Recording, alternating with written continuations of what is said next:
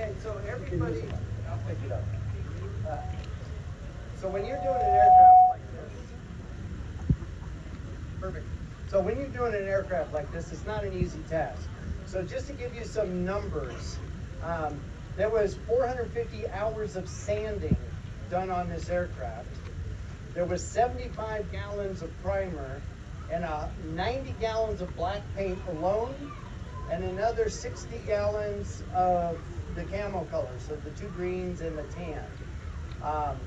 There was 200 gallons of gas to run the compressor for the sanders, and over 5,000 sanding discs to get it to this point.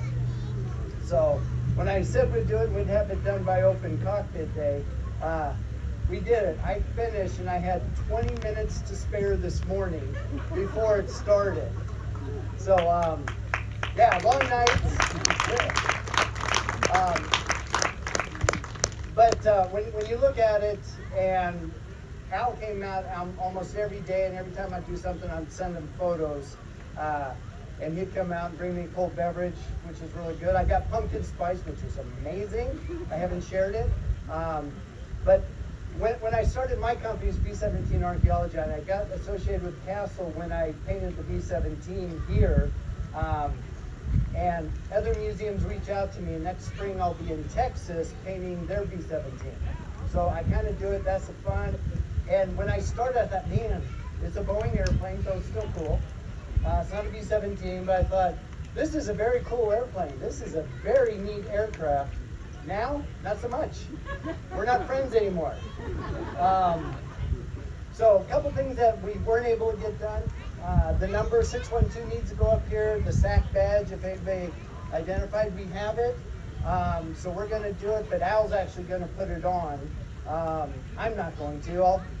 We'll get the boom in here once all the chairs, and we'll get Al to put the SAC badge on, and then all the names will be back on. Again, thank you to the family for the huge donation that got this plane going. We blew way through the budget, and Clay just said, get it done. So I had the absolute complete support of the museum to do what I needed to do to get and finish this product.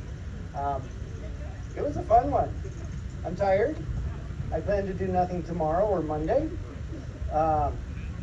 But Larry keeps telling me when I'm doing the 123. So that is actually next on the list. When I approached the board about these two planes, and if you look around, all the planes could use some help. But when we have veterans who come out and take care of their airplanes and they're invested in these aircraft, why are we doing an airplane that we don't have anybody coming out first? We should do our veterans aircraft first.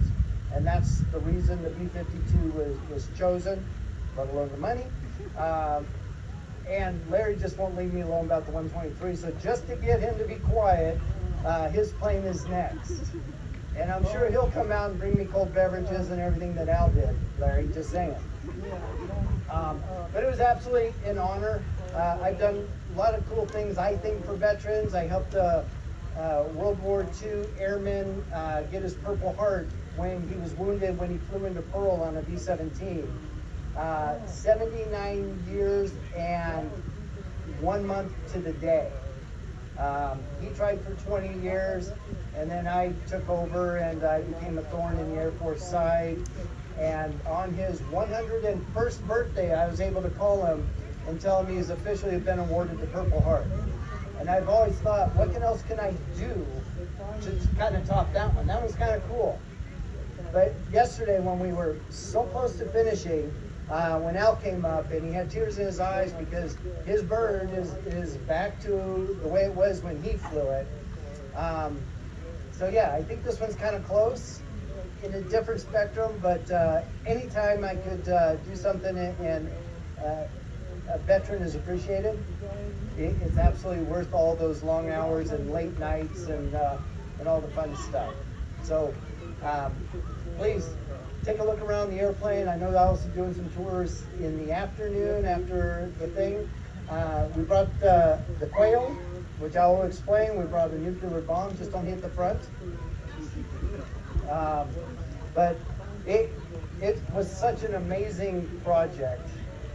And a little bit better than the B-17 one here, but still, we're not friends yet. She's got some making up to do. So anyways, this is all in the restoration team. Everybody at the museum was absolutely behind this whole thing to make sure that it was done for today, other than the markings. But that was Al's part, because he wasn't here to put the sack badge on. So I'll defer that over to Mel.